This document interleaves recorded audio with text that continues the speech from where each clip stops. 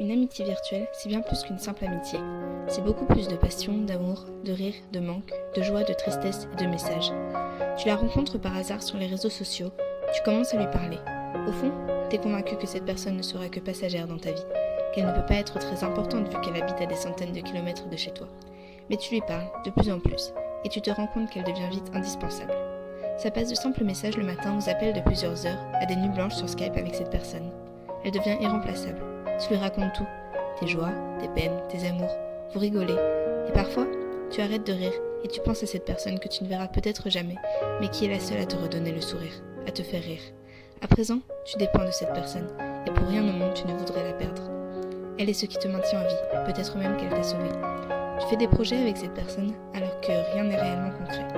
Un jour, elle parle de t'inviter chez elle et tu pleures. Tu pleures car tu te dis que cette personne, tu pourrais la voir en vrai, la serrer dans tes bras, l'embrasser. Tu pourras enfin faire des photos avec elle, faire des nuits blanches à parler. Puis, tu en parles à tes parents qui te disent que ce sera compliqué si vous voulez vous voir. Et tu pleures encore. Tu te dis qu'ils ne comprennent pas et qu'ils n'ont jamais vécu ça. Tu tentes de leur expliquer qu'elle compte plus que tout pour toi et que c'est un besoin de la voir. Tu leur dis que c'est ta meilleure amie, que tu as besoin de passer au réel, que le virtuel c'est bien mais qu'à un moment, il faut concrétiser. Ils ne comprennent pas forcément, mais ils essayent. Ils te voient avec ce sourire sur tes lèvres quand tu parles de cette personne et de ces étoiles dans tes yeux. Ils voient que tu te couches beaucoup plus tard qu'avant pour parler avec ton ami. Ils ne savent pas que c'est grâce à cette personne que tu es encore en vie. Ils ne savent pas non plus que c'est elle qui t'a sauvé.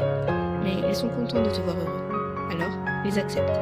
Tu appelles ton ami pour lui annoncer, vous sautez de joie, pleurez ensemble au téléphone. Dans quelques semaines, tu seras avec elle. Tu es si heureuse. Cette personne, quand tu descendras du train, tu la verras pour la première fois, tu la prendras dans tes bras, tu la serreras contre toi. Tu rigoleras avec. Tu auras les larmes aux yeux, tellement contente, tellement joyeuse. Tu passeras une semaine extraordinaire avec elle. Mais il faudra repartir. Elle te raccompagnera à la gare, te serrera dans ses bras, vous pleurerez. Vous vous promettrez aussi que la prochaine fois, c'est elle qui viendra. Vous vous enlacerez une dernière fois, puis tu monteras dans le train, tu te poseras à la fenêtre et tu pleureras. Elle t'appellera, te disant de ne pas pleurer, tu souriras. Le train démarrera, c'était la première fois, votre première rencontre réelle, mais pas la dernière.